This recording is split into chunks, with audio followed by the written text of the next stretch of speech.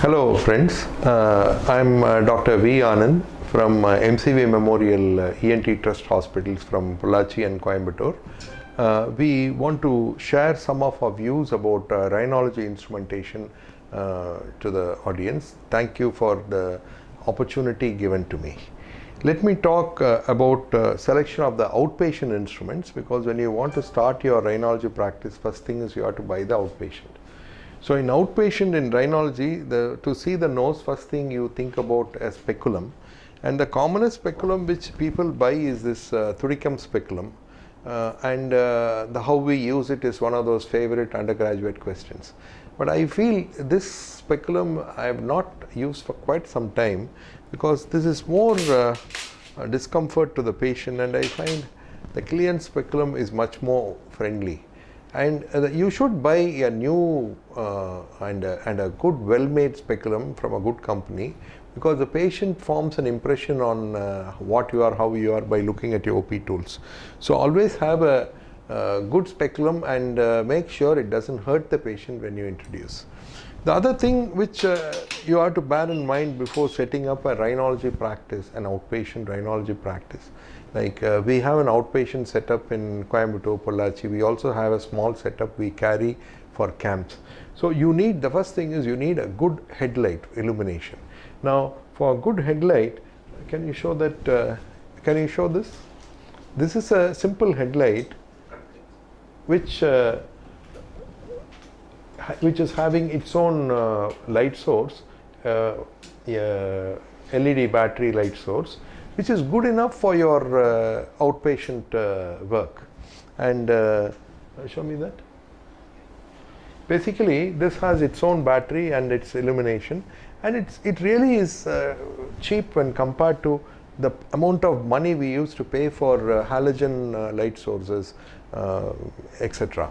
And if at all you want to use a light source which is connected to a fiber optic cable and a light box, then think of going in for a light box of an LED type, and they try to give you very powerful LED light sources. Remember, LED can be made very bright, but the very bright LED can be quite harmful to your eye. Even the operating field which is illuminated too bright is not good for your eyes.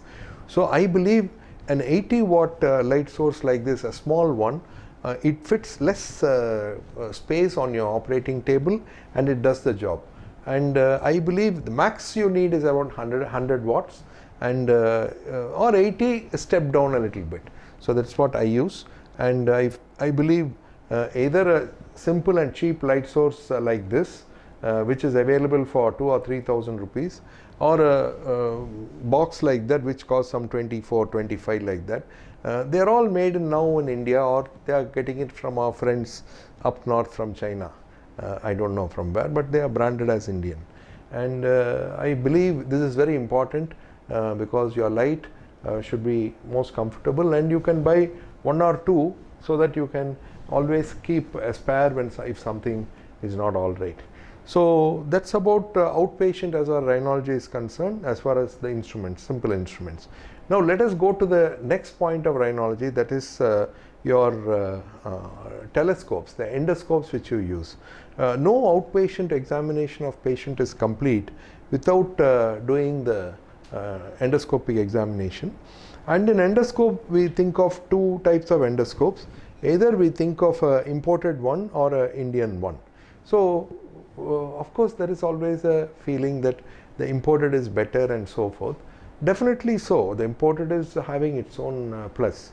When you think of Storrs, Richard or Wolf or Olympus, they are really good. They are top of the line scopes. But unfortunately, slowly the pricing has become somewhat out of reach when you are thinking about an outpatient. In inpatient for theatre, it's fine. So an imported endoscope now costs somewhere around 2 lakhs, and the Indian endoscope costs somewhere around 30,000 rupees. So the difference is extremely high. So one way to look at it is, you can buy the Indian scope. It is very bright, good contrast to start with. Use the best possible camera for both of them. Don't use a 720p, the small pixel ones. Go for a 1080, which is a better resolution video camera, and both of them give good image. But the number of years which the Indian one gives is definitely lesser than the imported. But I don't know, you have to do the economics calculation, how many months this one will give a good image, and whether you want to take your video out for a big audience, recording for YouTube and things like that. Then you think of a imported one which has a high contrast and a clarity when you have the recording in high def. Indian one has almost same to start with and lesser as it goes. And especially when it comes to 70-degree scopes, the difference in clarity between imported and Indian is more obvious. I believe most of the Indian scopes are again, the lenses are coming from somewhere, it is just assembled here. And I feel it is the lenses which are the quality of lenses, the gas that they fill between the rod lenses, the Hopkins system, that makes a difference. So you have to make a measured judgment. Maybe you can start with Indian, and as your practice improves, you can go for the imported ones. Imported ones, there are many. Don't think there is just one. You have Stars, you have Olympus, you have Richards, you have etc., etc., so on and so forth. In Indian, you know, we have so many Indian vendors who are marketing their scopes. You know, Vansari, Serval, Hawk from North India. They all make average scopes which are almost of the same at par quality, I feel. So that's about endoscopes. Now let us go to some of the tools that you use with endoscopes. Along with endoscopes, you need certain basic instruments. For example, the Blackesley Wild forceps, which is the first forceps to start working, the ball probe. Now these instruments, it's okay if you buy the Indian ones which are good, well made. You have Kalelkar, you have Santosh, you have Palghat Surgical from South, who make quite good forceps and things like that. And next we come to the next type of instruments in rhinology, that is those punches. So these are the punches which we use. Punches, I feel, one upturn, one 45-degree. The imported ones are better because the Indian ones, they don't spare the mucosa as much as the other ones. Small, thin bones, the imported ones cut better. This is a modified type of forward punch which I use for my the operation called 3-step fess. Without this instrument, I find it difficult. It has a gentle curve here which allows me to go behind the uncinate, enter the maxillary sinus, twist towards the upper jaw and cut the uncinate. This is used specially for corner uncinotomy or partial uncinotomy, beyond which we use ball probes. Now, very surprising, but the simple ball probe, which is used like a curved pick in the ear, the ball probe is in the nose. The curvature and the size, you have to be careful in selecting. Generally, some ball probes are made with huge balls here, which actually don't go between the bone and mucosa. I use this to elevate the mucosa from uncinate and also go through ethmoid cells, find the frontal recess and so forth. So you need a good ball probe for doing that, and this is a standard ball probe. Then you have these Kunz ball probes, which are basically meant for frontal sinus. See, you can see the difference between the two. This is 90-degree and it has actually many variations. This is the straight one, this is the one bent back, this is the one bent to the left and bent to the right. Designed for opening the frontal recess before Frederick Kuhn went into the company which started making these balloon sinoplasty instruments. Now, at this point, let me tell a few things about balloon sinoplasty. So these are the probes which are for balloon, and this can be used for frontal.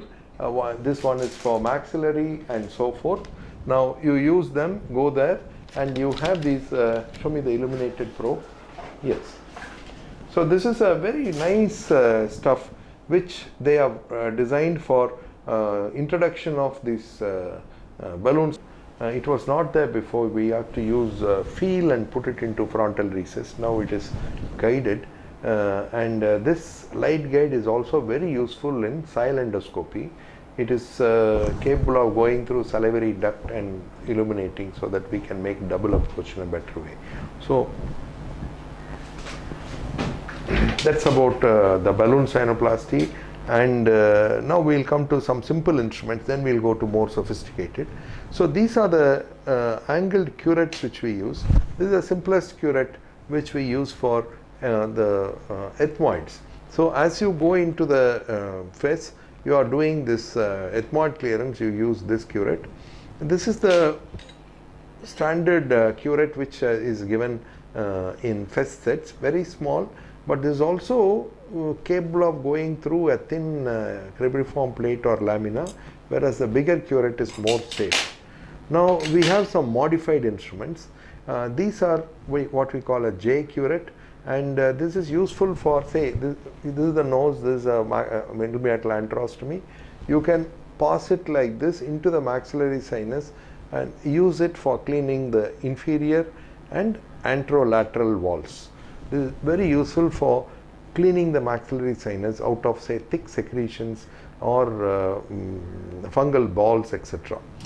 Now that's about the simple curettes I told you, and now let us go to some other instrument which makes our life easier. This is a sphenoid punch. Just forget this part, and this is just a sphenoid punch. But look at the tip. Now this is totally modified, and this has a bulbous tip which will, as you feel for the sphenoid, you can feel the sphenoid ostium and push it in. Okay, this it will not be possible with Kerrison, which has a bulldozer like front. This is made by Palgard Surgical, and this has been modified after some 4 or 5 modifications. I found this is good. Now let us go to some other instruments, like for example, this is what we call a ball bipolar. This is actually bipolar. You can see it's bipolar. And the standard bipolar forceps which opens and closes inside the nose, it's tough. It is here. This is the standard bipolar forceps made by several Indian companies, which is very useful for cauterizing sphenopalatine area, turbinates, etc., etc. But when it comes to CSF leaks, you want to cauterize the roof of the nose and cauterize around the dura, then you need a ball probe, ball bipolar like this. This is made by Bissinger, which is the company makes only bipolar tools, and from them all stores, other companies buy from them. Bissinger is the mother of all bipolars. So that's the way to say it, borrowing from Saddam Hussein's terminology. Now let us go to some other simple things. Okay, this is a very good suction irrigation handle. This was made by Kalelkar. It can't be used for everyday surgery, but it is very useful when you are doing surgeries like inverting papilloma or rhinoscleroma or large tumors where there is a lot of bleeding and repeated again and again. Take out the forceps and take out the telescope and clean. Instead of that, you put the telescope inside and close this so that you can irrigate with water. The irrigation will clean the lens and also suction will take it out. So this is what we call a suction irrigation handle. Buy it only when you have a large practice where you are going to get more tumor cases and things like that. It is definitely not really required for a simple full house fess. I think for that just simple suction will do. And let us now come to what we call this navigation. This is the navigation tool which we use for registration, and these are the tools after navigation is registered. This is the tool that helps me to identify the frontal recess. Once it's identified, then we can pass the 70 degree and widen it and so forth. it makes a lot of sense to use this for frontal because it makes life easier. Same way this guided suction cannulas, which is again connected to navigation. So when you do the surgery in your patient, you are seeing a guidance in the monitor where your tip of this instrument is. I'll try to show you some videos on that.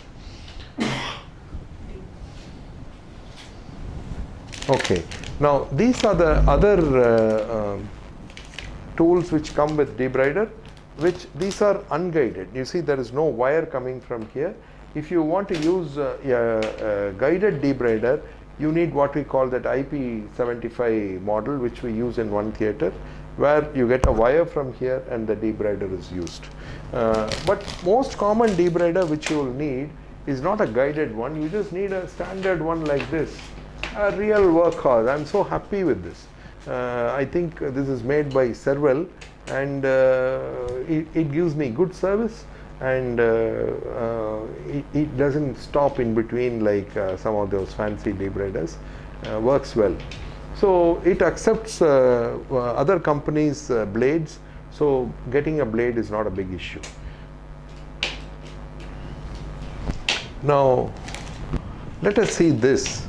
This is a simple tool. Like I wanted to drill the frontal beak, I wanted to drill little more of the lateral walls when I do surgery, or the pituitary case where the sella is somewhat having a not a pre-sellar pneumatization. You want to drill the sphenoid posterior wall. I needed a drill. So then I found that there is a Korean machine that serves the purpose. It is PNXTL. That's the name. It is sold by one, I think, one Jyoti from Delhi, and I find this is excellent when it comes to working on the skull base. And this is really large. You know, the burrs are usually 70 millimeters when it comes to nose, when it comes to the ear, 90 if you want to do a little more longer, and this is 120, that is 12 centimeters long, which is really good. And when you buy these handpieces, just click it and see how it sounds. This click tells it is a well-made handpiece. And a good handpiece also has an irrigation here which cools the burr as you drill. And I used it in skull base cases, and I found the torque is good. It couples to my Korean brushless motor, and it gives me good result. That's all we want. And something goes wrong, you can service it, and if you are not happy with the service, just junk it and get another one, because they are not so expensive. You can always do that. Now go to, okay, these are my nasal septal clips which I use for septal surgery. I use them so that one need not put nasal packs after septal surgery. This is a substitute for nasal packing after septoplasty or SMR. Now, as far as septoplasty is concerned, you know there are many methods to do the septoplasty. Once you liberate the quadrilateral cartilage posterior, inferior, and you make it flappy, you take out all the attachment of bone posterior and inferior. Then the quadrilateral cartilage itself you want to morselize. You want to make it tension free with no elasticity inside. Then you are using a 15 blade, and this scratching the cartilage is it's something which doesn't work. I have found in my hands it doesn't work. There are many plastic surgeons who say scratch it, and when it heals it will bend this side, and I'm not so happy doing that. So I'd rather do full thickness cuts, and this is an instrument which I made, which is basically a septal morselizer. One side is smooth, another side is having deep biting teeth, which when you do on the septum, it morselizes, and septum can be brought back to the center. Then you use these clips and they stay in the center. So these are some of the things which I wanted to share with you. And of course, any other instrument which I haven't talked about. I told you about navigation, I told you about balloon sinoplasty, the different types of balloons, the bipolar instruments. Now let us talk about a little bit about these monopolar.